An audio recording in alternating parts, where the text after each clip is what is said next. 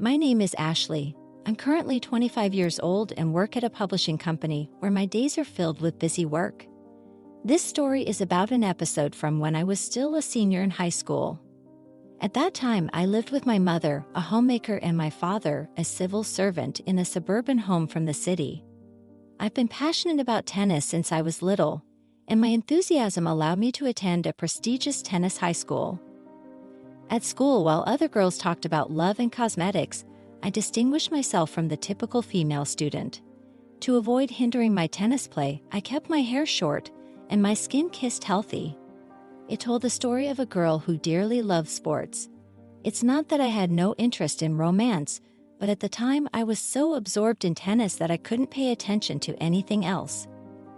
Sometimes I would travel to regional cities to participate in tennis matches. Such excursions came with significant expenses such as travel and lodging costs. But thanks to my parents' financial support, I could dedicate myself to tennis. Mom, I have another trip at the beginning of next month. I'm going to a slightly distant place this time, so I plan to stay overnight. Okay, you got it. Then I'll prepare a sandwich for your lunch. By the morning, please eat it on the bus. My mother had a very cheerful personality and was surrounded by many friends. Once a month, she would host a tea party at home for neighbors and friends. She was also actively involved in local events, always entertaining those around her. Her friendly and affectionate demeanor naturally attracted people. My father was the type of person who dedicated most of his life to work. While my mother primarily handled various domestic matters, my father immersed himself in his job, devoting himself to his daily tasks. Intellectual and having been promoted early in his career to department head, he wasn't much of a talker. Unlike my mother, however, on weekends he would show his affection in his way, taking the family to the park or occasionally to amusement parks. I was raised as an only child enveloped in the rich love of my parents. I was certain that this happiness would last forever, but at the time I couldn't imagine that it could all fall apart so suddenly. An unexpected turning point came about 6 months prior to a shocking event. It was when my grandparents, my father's parents, became elderly and started having difficulties with daily life, needing care. One day, a significant call came from my grandfather to my father. The conversation, usually brief, was different this day. My father was in his room, focused on the call for over 30 minutes, while my worried mother kept glancing towards the living room door. After the call, my father returned to the living room and started talking to my mother with a clearly troubled expression. The thing is, it's about my parents. They've gotten quite old, and their legs aren't what they used to be. It seems like they're in need of care. It seemed that the conversation between my father and my grandparents was about the necessity of care. Yes, indeed, they are both nearing 80. It's inevitable to have weakening legs as one ages. My both parents asked to move in with us and for our care, but our house isn't equipped for accessibility, and more than anything, I prefer to avoid living with my difficult father. My father's relationship with my grandfather was not very good historically. Even when they met, they hardly spoke. After graduating high school, my father became independent immediately and started living alone, limiting his visits home to once a year. So his relationship with my grandparents faded over time. Given these circumstances, the call from my grandmother facing difficulties must have been significant. However, it was clear that if my grandfather came to live with us, it would lead to discord in the household atmosphere, something I could easily imagine. Can't your brother help out with taking care of them? Doesn't he live nearby? My father's brother, Uncle Ethan, does indeed live near my grandparents. It seemed like the most ideal choice would be for Ethan, being geographically close, to help with the caregiving, but the situation wasn't so simple. No, it would not be a good idea. Ethan and his wife don't get along with Mom. It looks like we're the ones they're depending on. I'm not good with taking care of others, and ultimately, it'll be you who ends up with the caregiving responsibilities. My father seemed to be suggesting that the caregiving duties would fall to my mother. However, it seemed unreasonable for my mother to extend herself further to care for my father's family when she was already busy caring for her own parents. My mother's daily struggles were evident, and the burden was clear. Yet, unable to forsake my grandparents, she resolved to make the 30-minute drive to their house 3 times a week. My grandparents were always so pleased with her visits. It's really reassuring when you come over. We can't expect any help from Ethan's wife. In this situation, if only you could move in with us, it would be such a relief. Under that situation, my grandparents came to rely almost entirely on my mother for their daily care. Taking care of household chores, laundry, and even bathing assistance was no easy task for my mother to manage alone. Nevertheless, she tackled these tasks silently and without complaint. In addition to caregiving, she had to attend to her own parents, which was an immeasurable burden. My mother never said anything, but she was undoubtedly exhausted. "Mom, are you really okay? If there's anything I can do, please don't hesitate to tell me." Within a short period, changes in my mother's appearance began to show. Her hair had more gray in it, and she looked a bit thinner than before. Witnessing these changes in my mother, I felt that I could not just stand by silently. Despite being busy with school and tennis, I thought I should help with my grandparents' care even though my time was limited on weekdays. Understanding my situation, my mother gently spoke to me. "It's all right, Ashley. I want you to put yourself first, concentrate on tennis, and focus on your own things."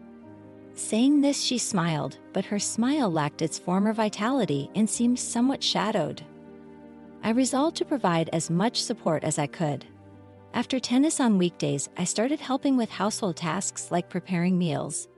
Even my father, who wasn't good at cooking, began to contribute by buying tasty side dishes from the grocery store and helping with the folding of laundry. Together, my father and I joined forces to share the household chores, endeavoring to alleviate some of my mother's daily burdens.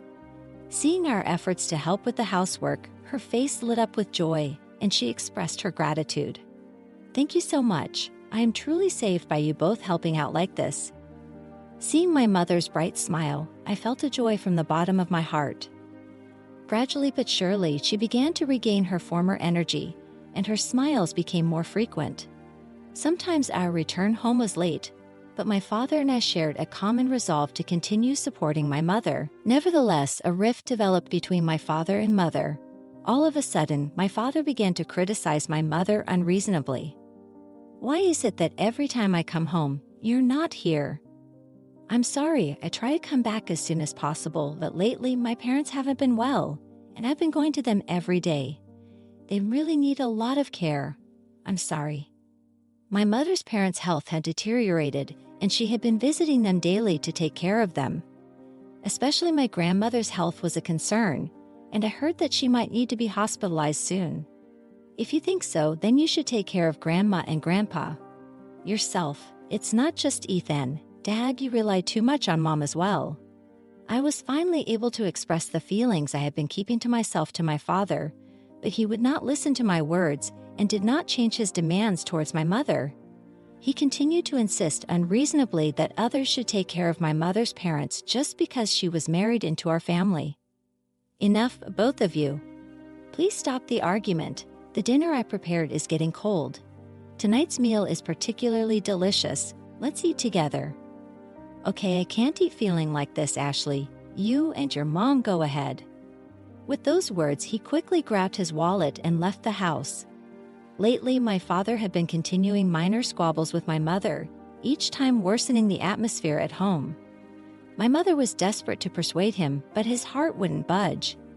Meals prepared with love by my mother were left untouched by him, as he often chose to eat out instead.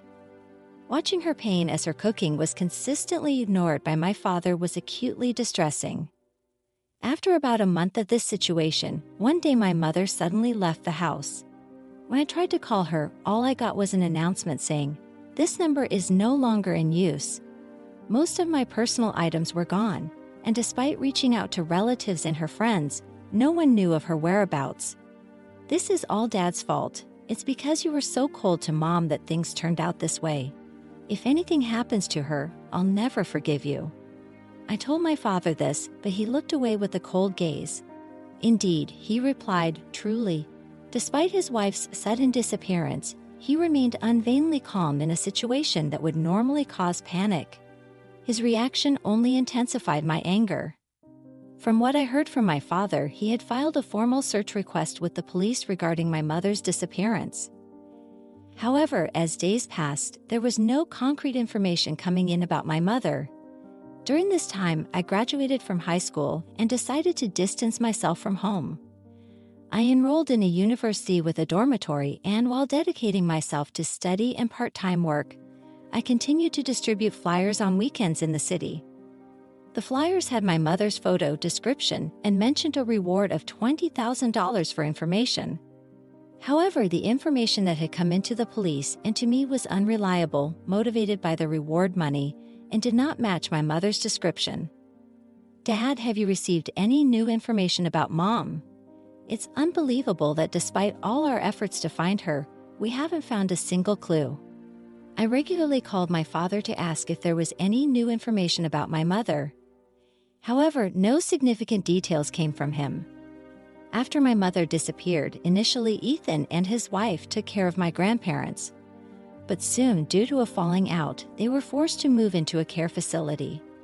Furthermore, my maternal grandmother, who had been ill, eventually passed away due to her illness.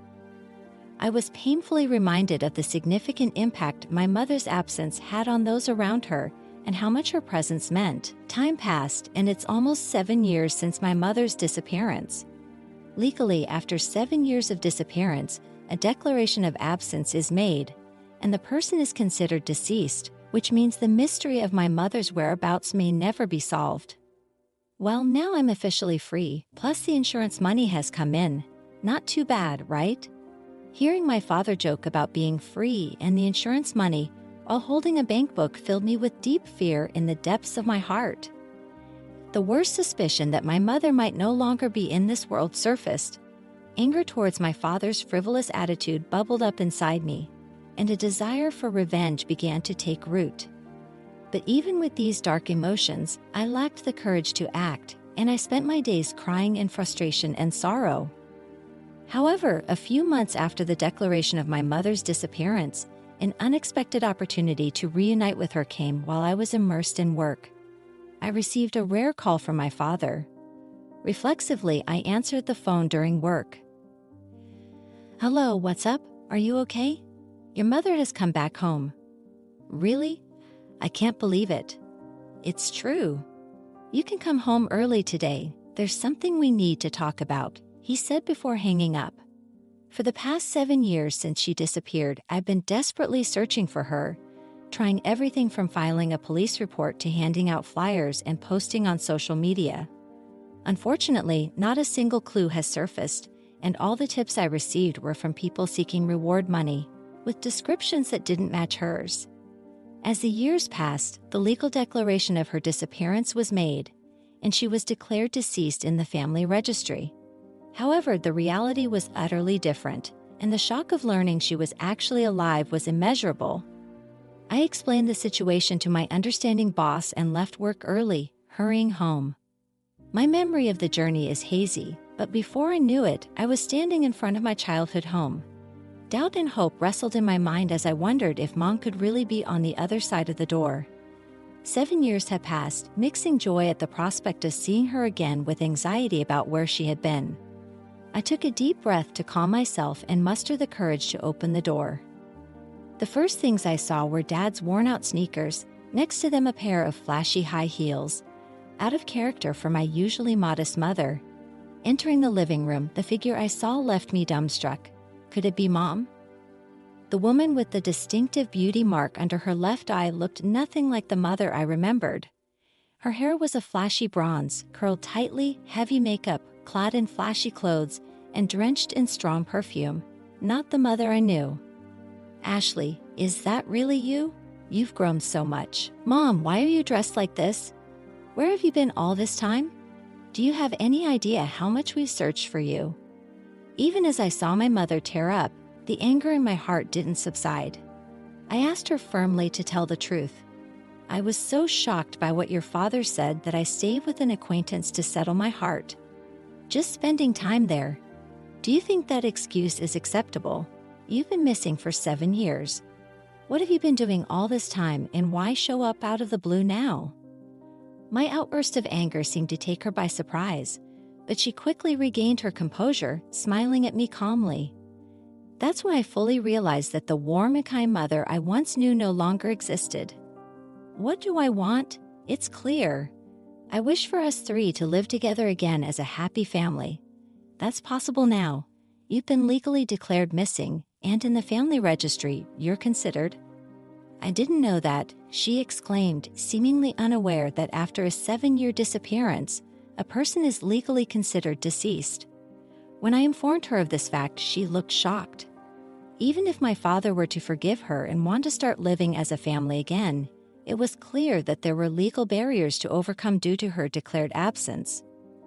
When a missing person is found alive after being legally declared as such, the family must go to family court to proceed with the cancellation of the declaration of absence. Despite this knowledge, the thought of living with my mother again did not grow within me. Even though her presence was confirmed, my feelings towards her, whom I had longed to see for so long, were now entangled with complexity. At that moment, my father, who had been silently observing, stood up and walked towards his room.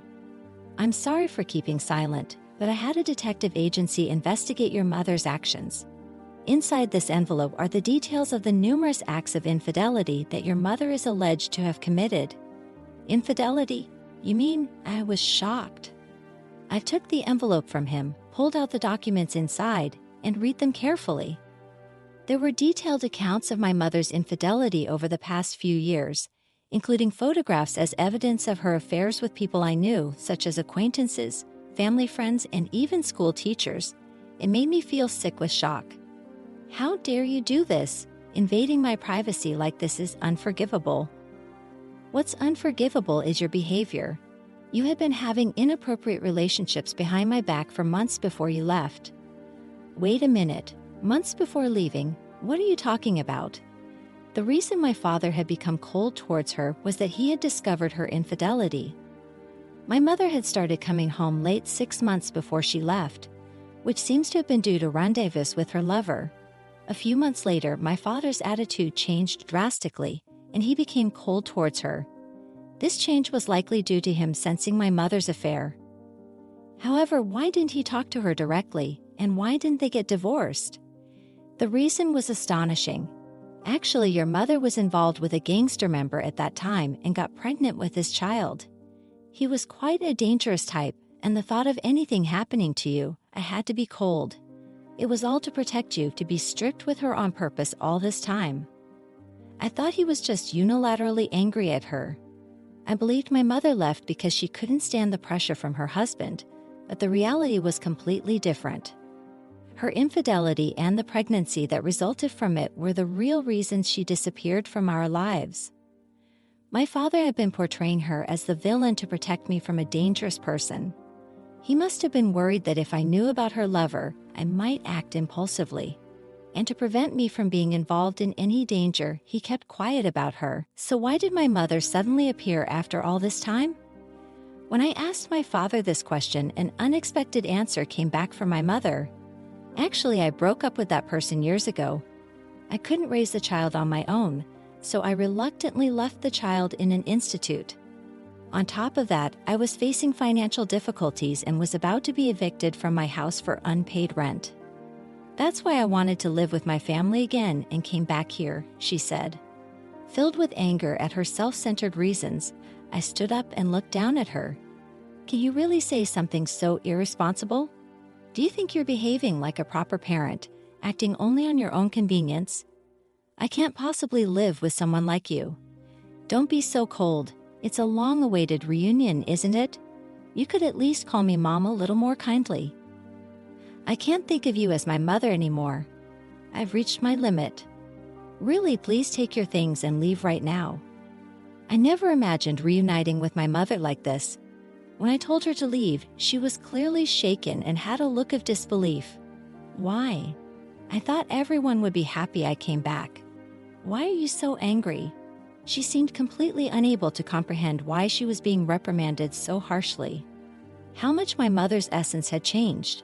My heart was filled with anger and sadness, and I couldn't stop the tears. Beside me, my father quietly comforted me, gently rubbing my back. Didn't you realize how much pain your thoughtless actions caused to the family? It's impossible to live with you again after this. Take your things and leave immediately." When he told her to leave the house, I noticed that my mother was speechless and unable to say anything about the situation. She silently packed her things and made the decision to leave. I didn't wish for a reunion like this, but it became a reality, and I felt a deep regret for having been cold to my father for 7 years. "Dad, I'm really sorry. I didn't understand anything about Mom, and I've been cold for such a long time minus 7 years. I felt tears welling up every time I thought about him." "Don't worry about it, Ashley. In any case, I've caused you pain." I deeply regret that. I was surprised to see him, who had always maintained a strong demeanor, shedding tears for the first time in front of me. Amidst this, my mother made efforts to restore our family bond and succeeded in getting the declaration of disappearance annulled at the family court. However, even with the annulment of the disappearance, I felt that we could never return to the warm family atmosphere of the past. Nevertheless, my mother kept visiting our family home, trying to mend the relationship with us. I had reconciled with my father and lived with him again. My mother also harbored a strong desire to be accepted again as a part of the family. "Please, I want to live as a family again. I've been evicted from my house and don't know where to go.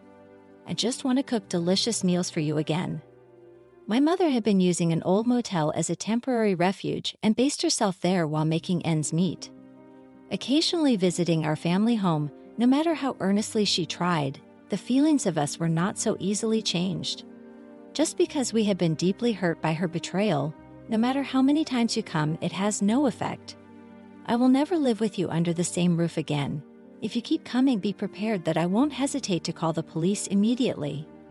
With that strong declaration, I shook off my mother's restraining hand and hurried to my workplace. The persistent visits from her had left me feeling utterly drained and at my mental limit. After much distress, I seriously considered consulting a legal professional to request a restraining order to legally limit my mother's contact with me.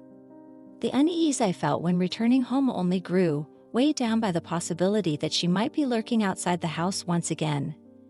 But that day was different from the usual. Upon arriving home, I saw no sign of my mother. Instead, Tucker, who was a neighbor, noticed me and hurried over. "Actually, your mother was in the area today." There was some commotion. In the end, we had no choice but to report it to the police. "She was reported to the police? What happened?" According to Tucker, my mother was desperately seeking our family's understanding and asking for help from the local community. However, the locals, knowing about her dramatic change and the fact that she had been missing for 7 years, didn't want to assist her. Instead, they reacted with what seemed like contempt for my mother's altered appearance. Regardless of what I look like, that's beside the point. What's more important is whether you'll listen to my request, even a little. Since you've been gone, your husband and daughter have had a really tough time. How could I encourage them to live with you again? The people in my neighborhood all repeated similar sentiments to my mother. Among these neighbors were those who had helped search for her when she went missing. When they saw her return in such a flashy manner, they couldn't fail to suspect that her disappearance involved some issue with a man. She shouted, feeling ridiculed by their blatantly mocking attitude, "Don't make fun of me," and in her anger she shoved one of the neighbors, Stevenson, who was standing there. "Ouch, that hurts. I've hurt my backside. Can someone help me?" Stevenson lost his balance unexpectedly and fell to the ground. The bystanders immediately called an ambulance, and he was taken to the hospital. The police arrived quickly at the scene, and as a result, my mother was arrested. I'm truly sorry for what has happened. I honestly don't know how I can apologize enough. After the incident, I visited our neighbors' homes with my father, bringing them an assortment of sweets as an apology. Considering the possibility that my mother might come here again in the future, we decided to move and ultimately sell our family home. One day, 2 months later, my father's condition was clearly different. His complexion was pale, and he had no appetite. When I insisted on accompanying him to the hospital, the diagnosis revealed that he had terminal cancer. "Dad, please stay strong. Just the fact that we can finally live together again makes me very happy." Faced with my father's current situation, I was pained by this unforeseen turn of events. Especially, I now felt a strong sense of regret for having been cold to him in the past. Ashley, when you were little, I was always so caught up in work. I didn't give you enough time. I'm truly sorry about that. But now, being able to live together again is the happiest thing for me. I'm deeply grateful. I could see the sincerity in my father's eyes as he expressed his gratitude to me. But in reality, I was the one who should be grateful. It was his support that allowed me to enjoy tennis and opened the way to university. I deeply understood that where I am now and who I am today is all thanks to him. Dad, I am really thankful. Being your daughter has been my greatest pride and joy. As I conveyed my heartfelt thanks, tears of gratitude and emotion quietly streamed down my father's face. Just 2 days after that moving exchange, his health rapidly deteriorated, and he passed away peacefully. During his lifetime, he had spoken to me about his will. Despite the hardship after my mother left, he deeply cared for my future and had saved a considerable amount of money for me. I felt an endless gratitude towards my father. At the same time, a profound sense of loneliness, wishing we could have spent more time together, filled my heart. I've heard that after serving my mother's sentence, she is working multiple part-time jobs to make ends meet, living in a very affordable, time-worn house. During her time in prison, she deeply reflected on her past mistakes and is now working hard. According to a call from a neighbor, my mother went to Stevenson's house to apologize in person. At that time, she appeared changed from her flashy past, having regained the composure she had before she disappeared. There has also been an offer for her to apologize to me directly, but I am not ready to face her yet. So I asked the neighbor to convey this and to avoid meeting her. I was told that she looked very forlorn at the time. 3 years after my father's passing, I married a colleague from work, started a happy married life, and the following year I was blessed with a lovely child. Thanks to the inheritance left by my father, I am able to raise my child without financial worries, and for that, I am immeasurably grateful. Becoming a parent myself, I've come to truly understand the deep love one has for their child. I often think how happy my father would have been to see this joy. I've resolved to live my life to the fullest for both my father and myself, and together with my husband and daughter, I plan to lead a fulfilling life.